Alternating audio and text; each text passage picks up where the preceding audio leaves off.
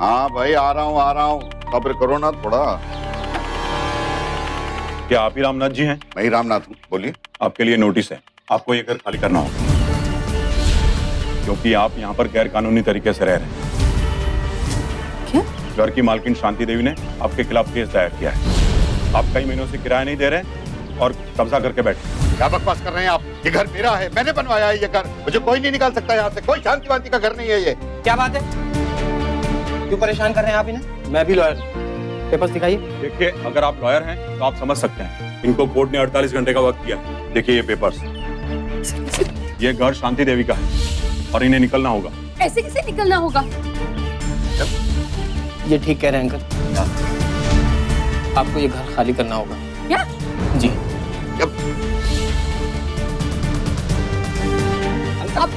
Uncle क्या हो रहा है? अरे अरे डॉक्टर को बुलाओ।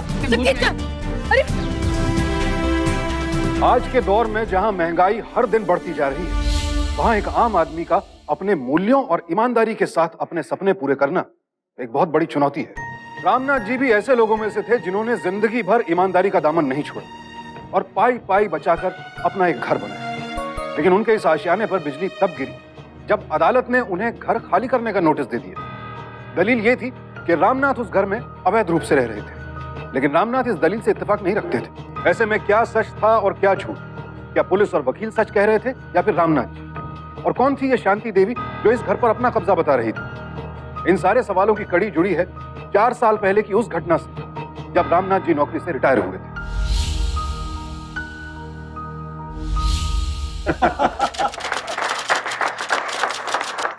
रामनाथ जी, कल से ऑफिस तो होगा नहीं और खर्चे ज्यों के त्यों। आपने सारी जिंदगी ईमानदारी से गुजारी, कभी रिश्वत तो ली नहीं। अब आगे क्या करेंगे? विजय जी, अब मैं अपना सपना पूरा करूंगा, मकान बनवाने। ये जो ग्रेच्युटी के पैसे मिलेंगे, पीएफ के पैसे मिलेंगे, उससे मकान बन जाएगा, उसकी हमें चिंता नहीं है। अच्छा, हमें अब इजाजत दीजिए, पत्नी इंतजार कर रही होगी। अरे डिब्बा लेने ने बड़ी डांट पड़ेगी घर पे। नमस्कार नमस्कार।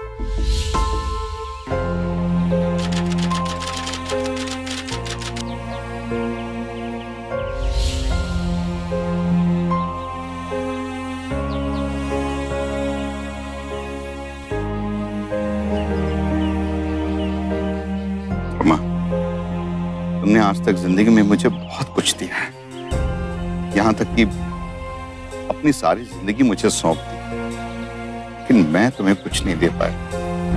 लेकिन आज रिटायरमेंट के बाद हमारा एक बहुत बड़ा सपना पूरा हुआ है, ये घर।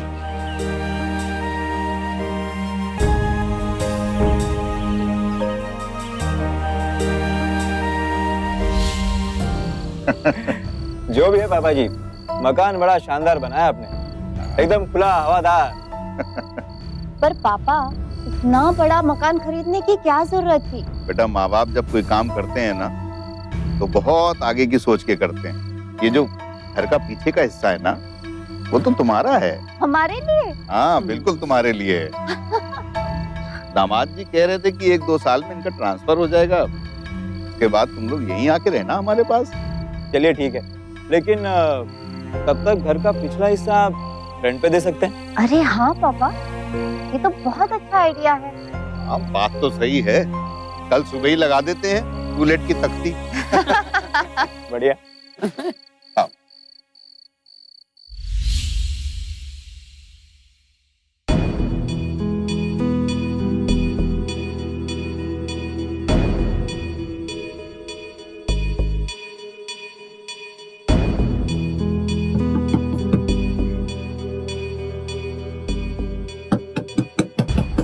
आ रहा हूँ 1 मिनट।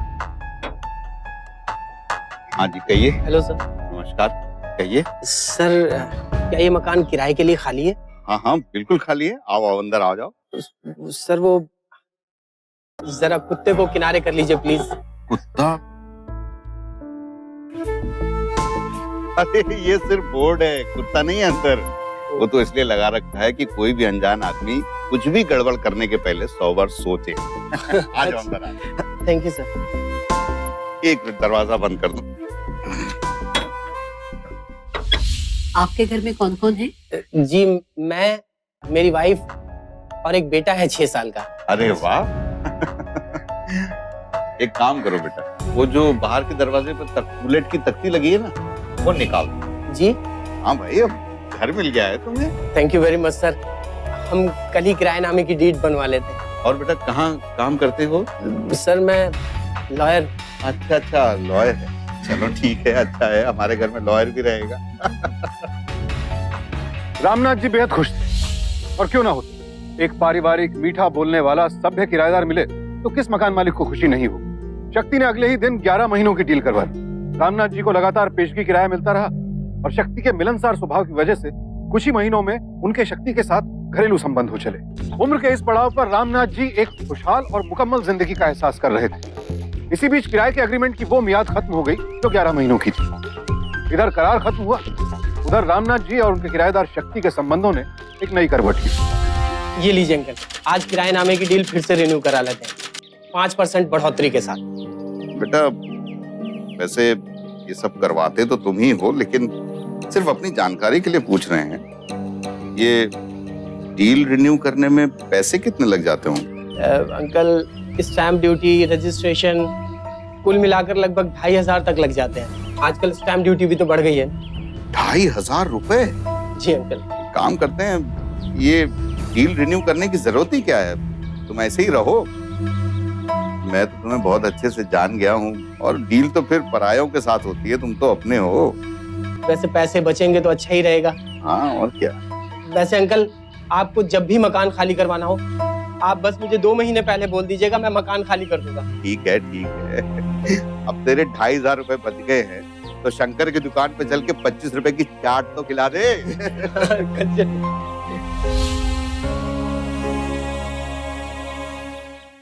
अरे शक्ति बेटा, मिठाई खिलाओ, एसी लग गया है अब तो। क्या मिठाई खिलाऊं अंकल? एसी लेने से पहले ध्यान ही नहीं दिया। क्या हुआ? आपके मकान का कनेक्शन सिर्फ 2 किलोवाट का है। अब इसमें तो एसी नहीं चलता ना। 2 मंजिलें हैं, 2 परिवार हैं। चलो कोई बात नहीं, मैं कल ही बिजली के ऑफिस जाकर के 3 फेज कनेक्शन के लिए अप्लाई कर देता हूँ। अरे PWD के कर्मचारी रहे हैं हम, बहुत सारे लोगों को जानता हूँ। ऐसे काम होगा तुम्हारे अंकल का। हाँ चिंता मत करो।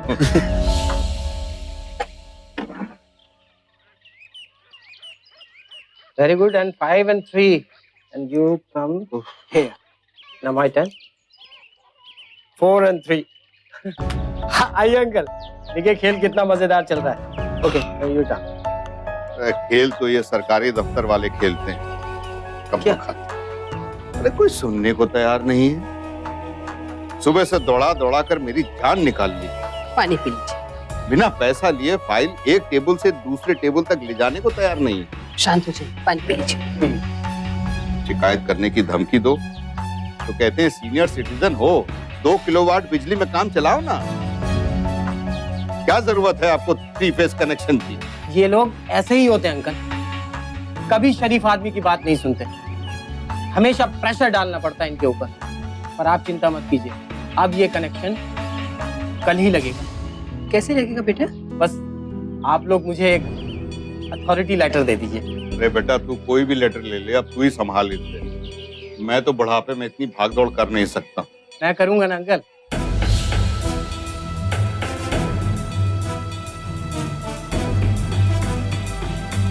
बेटा ये अथॉरिटी लेटर है, जी अंकल। और ये बिजली का bill latest. Thank you uncle. कितना अच्छे हो गए ना पौधे अभी। हाँ पौधे तो अच्छे हो गए, लेकिन कटिंग नहीं हुई है, बढ़ेंगे नहीं अच्छे से। अब माली आ नहीं रहा, हमें ही करना पड़ेगा सब। तो आप ही कर लेना। अंकल चलिए मिठाई खाइए। किस बात की? आपका काम हो गया। जी हाँ, वो भी बिना रिश्वत दिए और बिना दौड़े भागे। अरे वाह। 3 फेज कनेक्शन कल ही लग जाएगा। ये लीजिए, और फिर देखिएगा कल हम लोग एसी की ठंडी हवा में बैठ के चाय पियेंगे। ये लीजिए आपके दस्तावेज। बेटा ये दस्तावेज तुम ही रख लो। अब नल का भी तो नया कनेक्शन लेना ही है ना, पानी का प्रेशर बहुत कम आता है, तो करवाना तो तुम्हें ही है ना। डोंट वरी अंकल, आपका काम हो जाएगा। जी ठीक है बेटा। अरे भाई ये खाने के साथ सबको दे देना। ठीक है। आओ। रामनाथ जी शक्ति पर अंधा विश्वास करने लगे थे। कभी बाहर जाते तो पूरा घर उसके हवाले कर जाते, यहाँ तक कि वो अपने जरूरी डॉक्यूमेंट्स भी उसके हवाले करने लगे।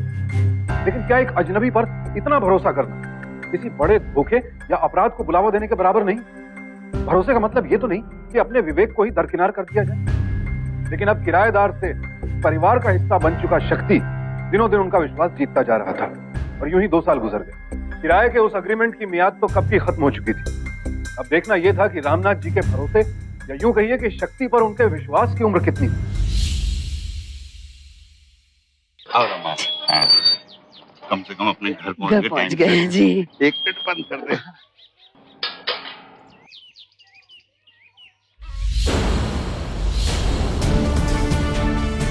ऊपर वाला कमरा तो बंद था, ये कौन है ऊपर? शक्ति! शक्ति! शक्ति! जी अंकल। नमस्ते आंटी। नमस्ते अंकल। ये सब क्या है पहले बताओ। अंकल देखिए मैं सब बताता हूँ, पहले आप ये 5,000 रुपए रखिए। 5? जी रखिए ना। देखिए अंकल बात ऐसी है कि मेरे एक जानकार के बेटे हैं, शहर पढ़ने आए, ठिकाना नहीं था और महीने के 5,000 देने के लिए तैयार है, तो मैंने सोचा रख लूँ। आप यहाँ थे नहीं और शालिनी जी का फोन नंबर मेरे पास था नहीं, मैंने खुद ही ये मेकशिफ्ट अरेंजमेंट करवा दिया। देखिए सिर्फ 2,000 का खर्चा आया अंकल, और आप जब चाहें इसे हटवा भी सकते हैं। ये 5,000 रुपए 1 महीने का एडवांस किराया है। मुझे लगा आप माइंड नहीं करोगे, इसलिए माफ कर दीजिए अंकल। अगर आपको बुरा लगा हो तो मैं आज ही से हटवा दूंगा। नहीं बेटा, माफी तो मुझे मांगनी चाहिए। एक पल के लिए मैंने तुम्हें गलत समझ लिया। तो क्या है ना कि जिंदगी भर की कमाई से ये घर बनवाया, इसलिए थोड़ा सा डर गए थे। उम्र हो गई है ना। वरना आजकल कोई किसी के बारे में कहाँ सोचता है। कोई बात नहीं आंटी, मैं आप लोगों का अपना ही तो हूँ, और अगर गुस्से में अंकल ने कुछ कह भी दिया हो तो कोई बात नहीं। हाँ, क्यों नहीं। आओ रमा। रामनाथ जी खुश थे। अब उन्हें हर महीने 5,000 रुपए की अतिरिक्त आमदनी हो रही, लेकिन उन्होंने एक बार भी ये नहीं सोचा कि कहीं शक्ति उनके भरोसे का नाजायज फायदा तो नहीं उठा रहा, और कहीं धीरे धीरे उनके घर में अपने पांव तो नहीं पसार रहा। 4 साल गुजरने के बाद भी ये सवाल उनके जहन में नहीं आया, लेकिन ये लाजमी सवाल एक दिन उनकी बेटी शालिनी के दिमाग में आ गया, जब वो उनसे मिलने आई हुई। पापा पूरे 4 साल हो गए वो शक्ति इस घर में रह रहा है, आपके और उसके बीच में कोई एग्रीमेंट हुआ भी है या नहीं हुआ है, क्या है? हाँ, मेरी बात तो सुनो माँ, तुम तो बिल्कुल राशन पानी लेके चढ़ जाती हो मेरे ऊपर। अरे बहुत शरीफ बच्चा है वो, और उसने तो मुझसे कहा था कि शालिनी दीदी को जब आना हो तो मुझे 2 महीने पहले बता दीजिएगा, मैं घर खाली कर दूंगा। पर पापा किसी की नियत बदलने में टाइम कहाँ लगता है? मैंने देखा है अपने पड़ोस में, उन्होंने ऐसे ही मकान किराए पे दिया था और किराएदार ने हड़प लिया। देखिए पापा, उस शक्ति को आप बोल दीजिए और किसी और किराएदार को रख लीजिए, इतना तो आपको करना ही पड़ेगा। तूने कह दिया है ना, मैं अच्छा सा मौका देख के बात कर लूं। अब तो खुश? जी पापा।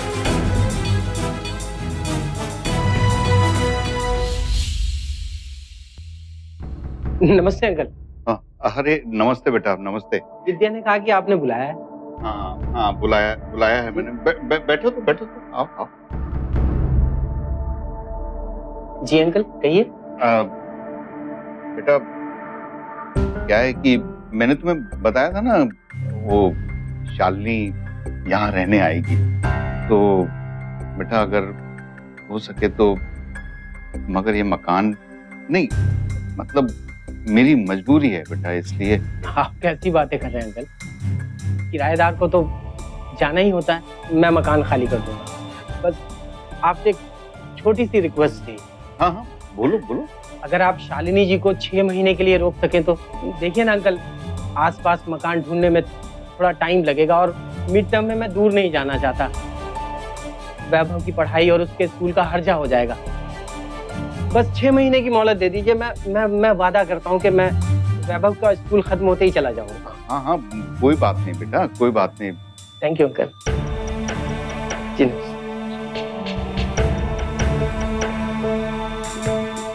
रामनाथ जी आश्वस्त थे कि शक्ति बेहद आसानी से उनका मकान खाली कर देगी, पर वो नहीं जानते थे कि अब उन पर और उनके घर पर एक बहुत बड़ी मुसीबत आने वाली थी।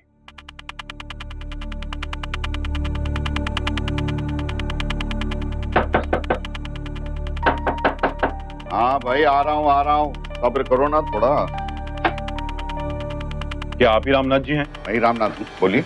आपके लिए नोटिस है, आपको ये घर खाली करना होगा क्योंकि आप यहाँ पर गैर कानूनी तरीके से रह रहे हैं।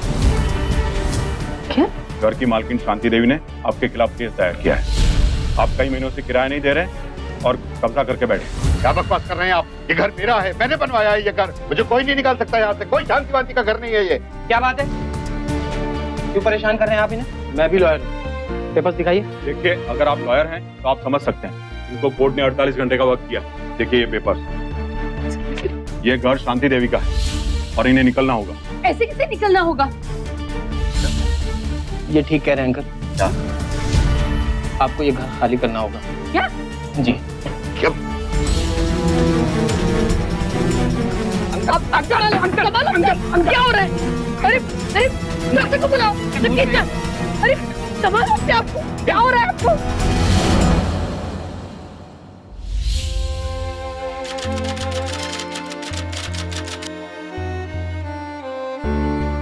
मेरा मकान आप शांत हो जाइए, सब कुछ ठीक हो जाएगा, आप आराम कीजिए। हाँ अंकल, मैंने छानबीन शुरू करवा दी है और कोर्ट से स्टे भी ले लिया है। आप प्लीज टेंशन मत लीजिए। ऐसे कैसे कोई आपका मकान आपसे छीन लेगा? देखिए, ऐसे फ्रॉड से कैसे निपटना है मैं अच्छी तरह से जानता हूँ। बस आप प्लीज जल्दी से ठीक हो जाइए अंकल, और फिर हम एक साथ मिलके पुलिस स्टेशन चलेंगे। शालिनी, जी पापा। मैंने कहा था ना, इंसान पहचानने में गलती नहीं हुई है मुझसे। जी पापा। खुश रहो बेटा। देखिए, इसमें अब मैं क्या कर सकता हूँ? मामला अदालत में है और कोर्ट ने स्टे भी दे दिया है। स्टे इसी बिहाफ पे मिला था कि अंकल को हार्ट अटैक हुआ है और वो अपना पक्ष नहीं रख सकते। आज नहीं तो कल मामला फिर खुलेगा। हम चाहते हैं कि आप इस मामले की पूरी तरह से इन्वेस्टिगेशन करें, मालूम तो चले ये फ्रॉड किया किसने है। देखता हूँ क्या कर सकता हूँ। Thank you.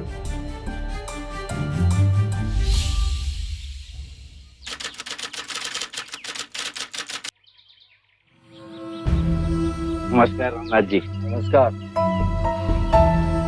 नमस्ते। रामनाथ जी, आप? हाँ जी, मैं ही हूँ रामनाथ, लेकिन मैंने आप दोनों को पहचाना नहीं। कैसे पहचानेंगे? आप हमें जानते नहीं हैं। वैसे आपके मकान का कुछ प्रॉब्लम चल रहा था ना? बेटा, चल रहा था नहीं, चल रहा है। तो कितने में खरीदा था वो मकान आपने? ये कोई कुल मिला के 10 लाख रुपए। तो आप एक काम कीजिए, 10 लाख रुपए लीजिए और ये समझ लीजिए कि आज तक आप उस मकान में फ्री में रह रहे थे। मकान खाली कर दो अंकल, समझे? मतलब सीधा साधा अंकल, क्यों बुढ़ापा खराब कर रहे हो? पार्क में जॉगिंग करना अलग बात है और कोर्ट कचहरी में चक्कर काटते हुए आपको नानी याद आ जाएगी। नानी, अगर तुम लोग यहाँ से चले नहीं गए ना, तो मैं चिल्लाकर पुलिस को बुला लूंगा। शोर मचाने के अलावा और आप कर भी क्या सकते हैं? 10 लाख का ऑफर दे रहे हैं, मान जाइए, आगे आपकी मर्जी।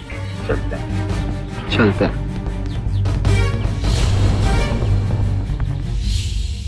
तो अब बदमाशों की मदद लेनी शुरू कर दी उन्होंने। धमकाना चाहते थे मुझे, लेकिन मैं ऐसी धमकियों से डरने वाला नहीं हूँ। सारी जिंदगी ईमानदारी से काम करने के लिए पता नहीं कितनी धमकियां मिली हैं मुझे। इनको क्या लगता है मैं डर जाऊंगा? पर पापा, आप अकेले क्या क्या करेंगे? अपनी सेहत देखिए, अपनी उम्र देखिए, दिल का दौरा पड़ चुका है आपको। हमारी उम्र का ही तो फायदा उठाना चाहते हैं वो लोग। उनको लगता है कि ये बुजुर्ग आदमी है, कहाँ कचहरी के चक्कर लगाएगा। लेकिन मैं ऐसे डरने वाला नहीं हूँ, छोड़ूंगा नहीं मैं। जिंदगी भर की खून पसीने की कमाई है, एक एक पैसा इकट्ठा करके ये मकान बनाया है, ऐसे नहीं छोड़ दूंगा मैं। और फिर शक्ति भी हमारे साथ। क्यों बेटा?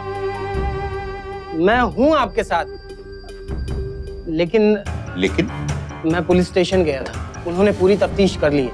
मकान के सारे पेपर्स बिल्कुल सही हैं उस शांति के पास। कौन है ये शांति देवी? बेटा शक्ति, कोई इलाज तो होगा इसका। मैं आपके साथ हूँ अंकल, पर लीगली इस मामले में मैं आपकी कोई भी मदद नहीं कर पाऊंगा। देखिए, उनके पेपर्स बहुत स्ट्रांग हैं। आई एम सॉरी, पर कल स्टे की आखिरी तारीख है। उसके बाद आपको ये मकान खाली करना ही पड़ेगा। मेरी बात मानिए अंकल, अभी कुछ दिन शांति बनाए रखिए, क्योंकि पुलिस और लॉयर के काम में रुकावट डालने के जुर्म में आपको सजा भी हो सकती है अंकल। प्लीज चलता हूँ।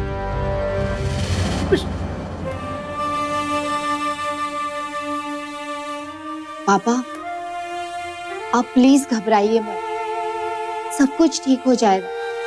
पर फिलहाल के लिए हमें ये घर खाली करना ही पड़ेगा।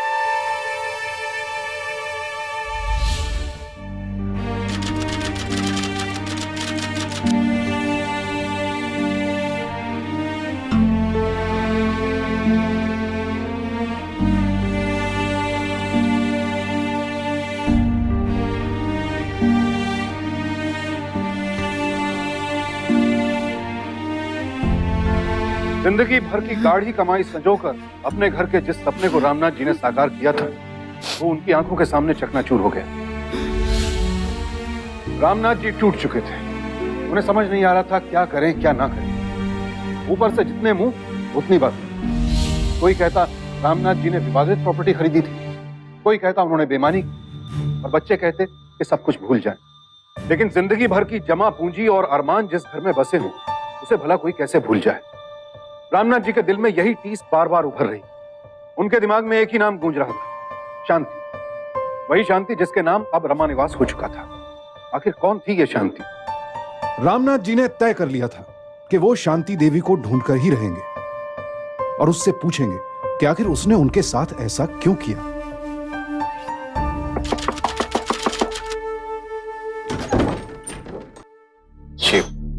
नमस्कार।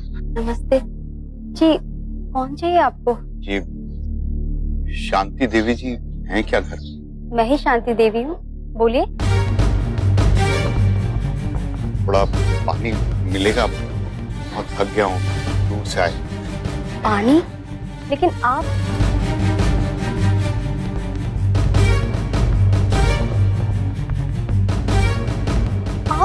ऐसे मेरे घर में? क्यों किया तुमने ऐसा?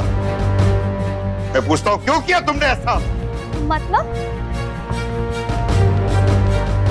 कौड़ी कौड़ी इकट्ठा करके मैंने एक मकान बनवाया था, क्यों छीन लिया तुमने मेरा मकान?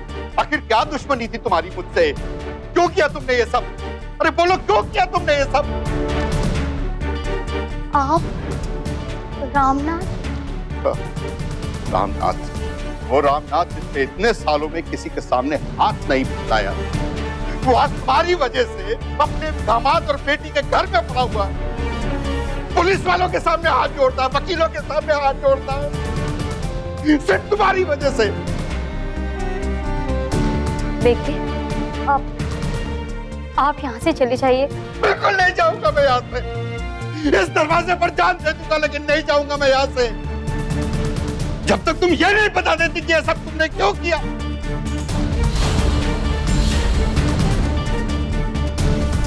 ये शक्ति यहाँ?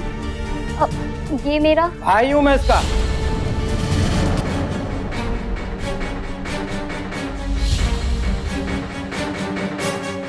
तुम? हाँ, मैं सोचा था इस बुढ़ापे में क्यों तकलीफ दूं तुझे। तेरा घर टूटा, सपना टूटा, विश्वास ना टूटे, पर नहीं, खुजली है ना तुझे, यहाँ तक आ गया। ज्यादा गहराई में जाने से कभी कभी मोती नहीं, कीचड़ हाथ लगता है। 4 साल मैंने तेरी देखभाल की, उतनी तो तेरी बेटी ने भी नहीं की हो, और जितना भरोसा तूने मुझ पे किया, अपनी बेटी पर भी नहीं किया हो, है ना? पर मुझे अब भी तेरे बुढ़ापे पर तरस आता है। सालों की कमाई थी तेरी। मैं बुरा आदमी नहीं हूं, इसीलिए तुझे समझा रहा हूं कि 10 लाख पकड़ और साइड हो ले, वरना कोर्ट के चक्कर लगाते लगाते मर जाएगा तू। लेकिन तुमने ये सब अथॉरिटी लेटर याद है?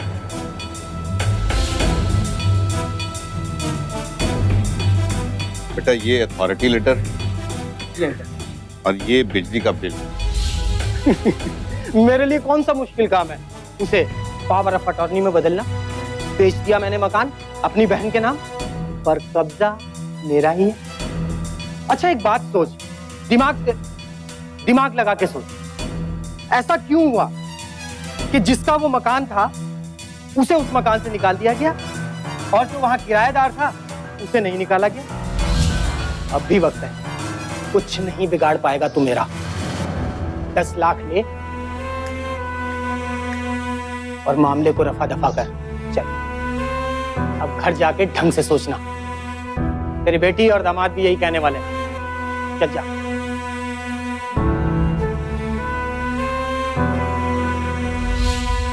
आप समझते क्यों नहीं पापा? मेरी बात मानिए, 10 लाख ले लीजिए। शालिनी ने ठीक कहा था, किसी पर भी आंख मूंद कर भरोसा नहीं करना चाहिए। दे दिया ना धोखा उसने। पापा अभी भी कुछ नहीं बिगड़ा है। हम लोग यहाँ आ ही गए, घर तो है ही। आप यहीं रहिए। सोचिए जैसे वो मकान कभी आपका था ही नहीं। प्लीज पापा भूल जाइए सब कुछ। भूल जाऊं और खुला छोड़ दूं उस अपराधी को जो कहने के लिए कानून का रक्षक है, लेकिन उसी कानून का इस्तेमाल करके हम जैसे भोले भाले लोगों को ठगता रहे वो, ताकि एक और रामनाथ अपना घर खो बैठे और अपनी बेटी के घर में आकर रहने लगे। मुझे तुमसे कोई शिकायत नहीं है बेटा, और सच में कोई शिकायत नहीं है। मेरे साथ कोई आए ना आए, लेकिन मैं अपनी लड़ाई लड़ूंगा। मैं ऐसे अपना घर जाने नहीं दूंगा, ऐसे नहीं जाने दूंगा अपना घर।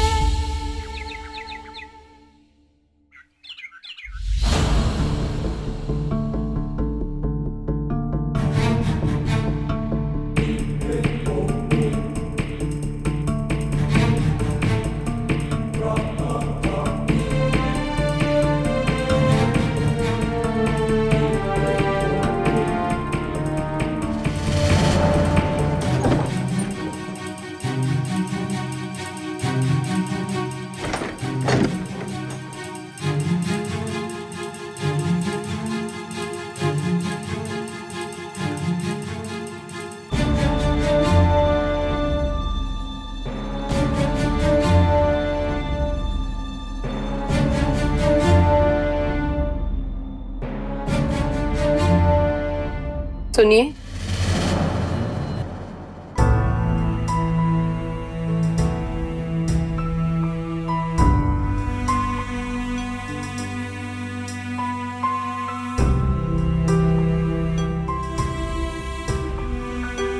आपका टिफिन। आपको बाहर खाने के लिए मना है ना? कोई बात नहीं, मैं ये समझूंगी कि आपकी नौकरी 1-2 साल और बढ़ गई। पर एक बात कहना चाहती हूँ आपसे, मैं आपके साथ इसलिए नहीं हूँ कि मुझे वो घर चाहिए। मैं आपके साथ इसीलिए हूँ कि मैं अपने ईमानदार पति को टूटते हुए नहीं देखना चाहती।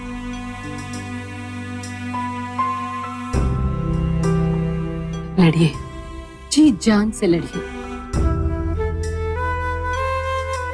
बस मन से मत टूट जाइए। मैं आपके साथ हूं।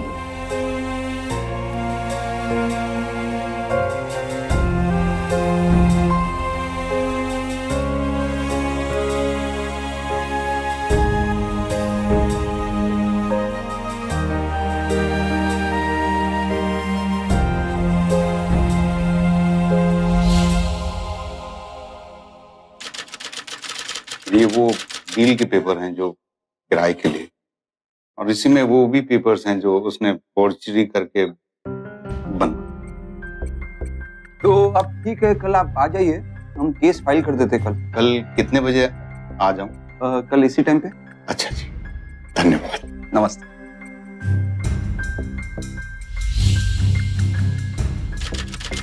I am sorry Ramnath ji, मैंने आपका केस स्टडी किया है। आपके साइन किए हुए पावर ऑफ अटर्नी से उसने घर बेचा था। हम लीगली कुछ नहीं कर सकते थे। हाँ, अगर इस वक्त आपका कब्जा होता था उस प्रॉपर्टी पर तो हम शायद कोर्ट से लंबा स्टे ले सकते थे, लेकिन आपने वो कब्जा भी छोड़ दिया। अब ये भी नामुमकिन है। I am really very sorry. वकील साहब, अगर कुछ भी थोड़ा बहुत हो सकता है तो। I am sorry. ठीक, थैंक यू।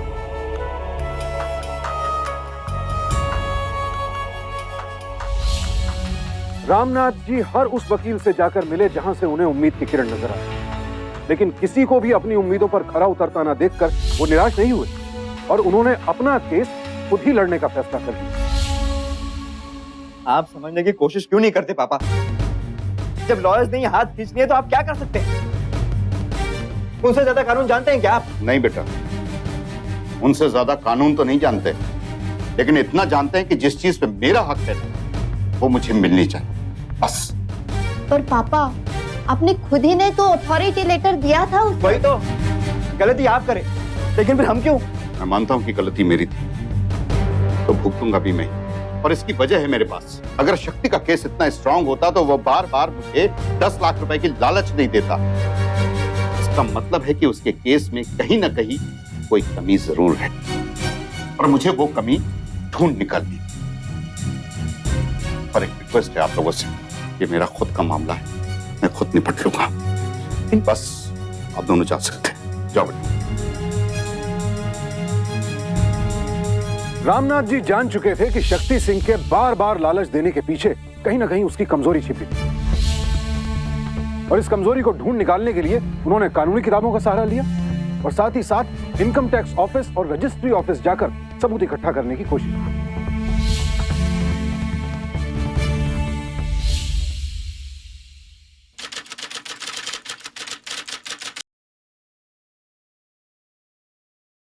रामनाथ सिन्हा विरुद्ध एडवोकेट शक्ति सिंह, मामला क्या है? मिलॉर्ड, मामला आपके सामने है। रामनाथ जी ने अपनी पावर ऑफ अटॉर्नी मुझे दी अपना मकान बेचने के लिए।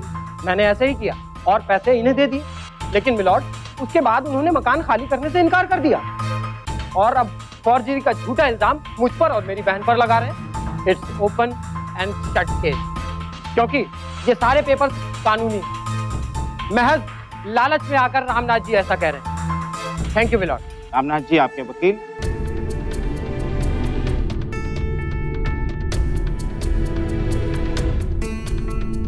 सर, माफी चाहता हूं, मैं इस केस को लेकर के जितने भी वकीलों से मिला, उन्हें भी जैसा कि शक्ति सिंह को भी लगा कि इस केस में कोई दम नहीं है, तो उन्होंने लड़ने से इनकार कर दिया।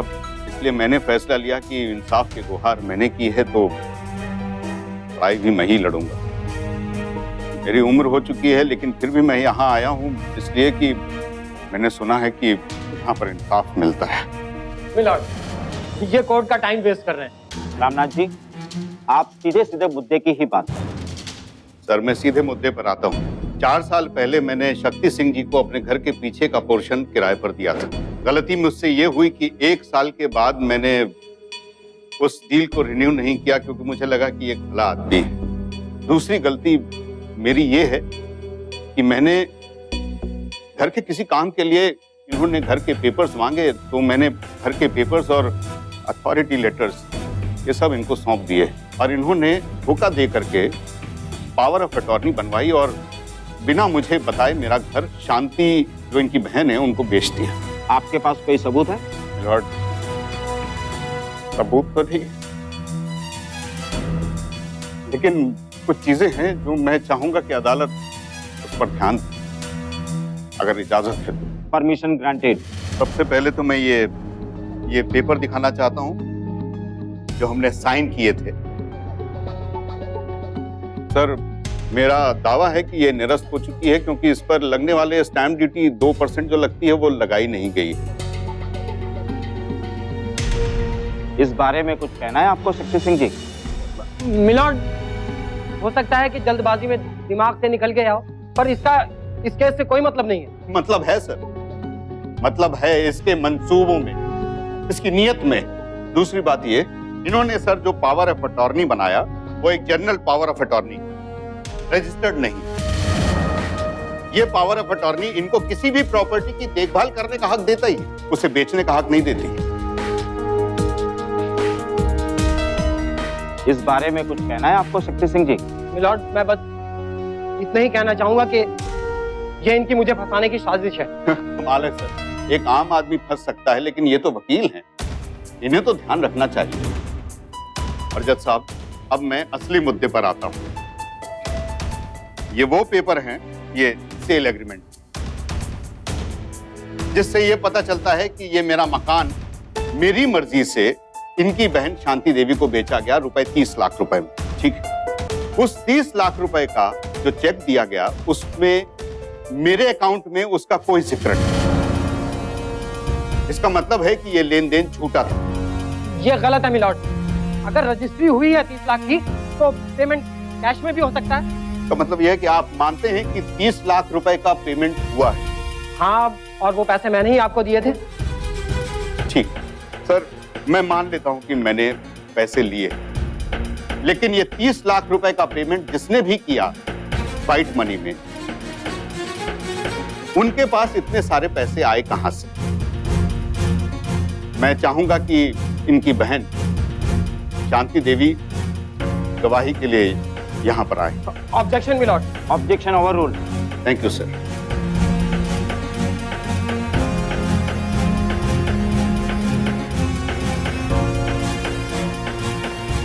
शांति देवी जी, जी आपने शक्ति जी को 30 लाख रुपए दिए मुझे देने के लिए, कैश? हाँ, वो मैंने पूरे दिए। ये 30 लाख रुपए आपके पास कहां से आए? वो मेरे पति की बचत में से थे। बचत में से थे? मिलॉर्ड, शांति जी का कहना है कि वो 30 लाख रुपए इनके पति की बचत में से थे। साहब, मैं आपको बताना चाहता हूं कि इनके पति एक सरकारी कर्मचारी हैं, जिनकी नौकरी को लगभग 15 साल हुए हैं। ये उनके बैंक का स्टेटमेंट, और इनके भत्ते और सैलरी को मिलाकर के जो पैसा इकट्ठा हुआ है वो करीब 14.5 लाख रुपए है। अगर हम ये भी मान लेते हैं कि इतने सालों इन्होंने एक पैसा भी खर्च नहीं किया है, हवा पानी खाकर किए हैं, लेकिन फिर भी 15.5 लाख रुपए कहां से आए, मैं ये जानना चाहता हूं। जाहिर है कि वो गैर कानूनी तरीके से आया होगा या रिश्वत के होंगे, जिसके ऊपर कोई भी इनकम टैक्स नहीं दिया गया। इस हिसाब से इन पर भी कानूनी कार्रवाई होनी चाहिए, ये मेरी दरख्वास्त है। मैंने तुझे पहले ही कहा था ना शांति, अपने इस चक्कर भाई के लफड़ों में मत फंस। नकली पेपर बना के मकान खुद डकार गया, तो हमें फंसा रहे। मैंने कुछ नहीं किया मैंने। मेरे भैया ने जहाँ साइन करने के लिए कहा, मैंने वहाँ साइन किया। मैंने कुछ भी नहीं किया। अब क्या आपकी बहन भी झूठ बोल रही है शक्ति सिंह जी, या फिर वो भी रामनाथ जी के साथ मिली हुई है? सर, जो लॉ की डिग्री इसको कानून की रक्षा करने के लिए दी गई थी, उसको इसने हथियार बनाया मेरा गला काटने के लिए। इसमें इसकी गलती नहीं है, समाज की सोच ही ऐसी हो गई है सर। हाँ, जब सड़क पर नौजवान मोटरसाइकिल दौड़ाते हैं फर्राटे से, किसी भी बुढ़े को देख करके बोलते हैं कि ए बुढ़े संभाल के चल, शमशान जा रहा है क्या? ऐसी ऐसी तो बातें बोलते हैं। ये हाल हो गया है सर। इस शक्ति सिंह ने भी यही सोचा, ये बुढ़ा हो गया है, कहाँ कोर्ट कचहरी के चक्कर लगाएगा। लेकिन मैं इसको बता देना चाहता हूं, और इसके साथ साथ सारे नौजवानों को बता देना चाहता हूं सर, कि जिन कंधों पर ये देश की तरक्की का बोझ लदा मानते हैं ना, उन कंधों को ताकत हम ही लोगों ने दी है। और मैं भरी अदालत में ये कह रहा हूं सर, कि आज भी इस बुढ़ापे में भी मैं अपनी सेकंड इनिंग लड़ने के लिए तैयार हूं। ये साबित हो गया है कि रामनाथ जी के विश्वास का फायदा उठाकर फर्जी कागजात बनाकर शक्ति सिंह ने उनका घर छीना। लिहाजा ये कोर्ट हुक्म देती है कि रामनाथ जी के घर का कब्जा उन्हें फौरन लौटाया जाए। और साथ ही साथ बार काउंसिल को आदेश देती है कि वो शक्ति सिंह का रजिस्ट्रेशन रद्द करें और पुलिस को हुक्म देती है कि वो शक्ति सिंह के खिलाफ दफा 420 मानहानि, मानसिक प्रताड़ना और फौर्जरी के आरोप में उन्हें गिरफ्तार करे, उनके खिलाफ मुकदमा दायर करे और इसमें शामिल सभी लोगों के खिलाफ कड़ी से कड़ी कार्रवाई करे। Thank you sir.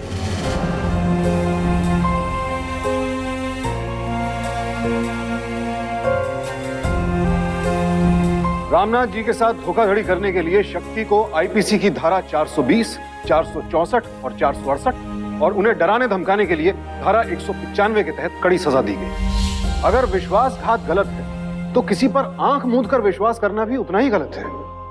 विश्वास बरकरार रखने के लिए हम अपनी सतर्कता, अपनी सोच समझ को ही दांव पर लगा दें, ये ठीक नहीं है, क्योंकि अक्सर इसी तरह की लापरवाहियां अपराध को निमंत्रण देती। भरोसा करना और भावनाओं में बह जाना, ये दोनों अलग अलग चीजें हैं और इनके बीच बेहद बारीक लकीर है और इस फर्क को समझना हमारी सबसे बड़ी सावधानी है। घर, प्रॉपर्टी, जमीन, इन्हें लेकर सदियों से झगड़े होते आए। रामनाथ जी ने अपनी लड़ाई तो जीत ली, लेकिन उनकी ये जीत हम सब के लिए एक बहुत बड़ा सबक दी। अपनी निजी जिंदगी से जुड़ी अहम जानकारियां या कागजात किसी को भी सौंपने से पहले सावधान रहें, क्योंकि जो गलती रामनाथ से हुई वो कहीं हम में से किसी से ना हो जाए। शक्ति जैसे लोग कानून के सारे दांव पेच भली भांति जानते हैं और उनका अपने फायदे के लिए गलत इस्तेमाल करते हैं। एक वकील होने के बावजूद शक्ति सिंह ने अपने कानून के ज्ञान का इस्तेमाल अपराध करने के लिए किया और वकालत जैसे सामान्य पेशे पर कलंक लगाया। लेकिन सभी वकील शक्ति सिंह जैसे नहीं होते। ज्यादातर अपने पेशे को बहुत गंभीरता से लेते हैं और अपने ज्ञान का इस्तेमाल आम आदमी को इंसाफ दिलाने के लिए करते हैं। और ऐसे ही मामलों को मद्देनजर रखते हुए सरकार ने लीव एंड लाइसेंस एग्रीमेंट को कानूनन रजिस्टर्ड कराना अनिवार्य कर दिया।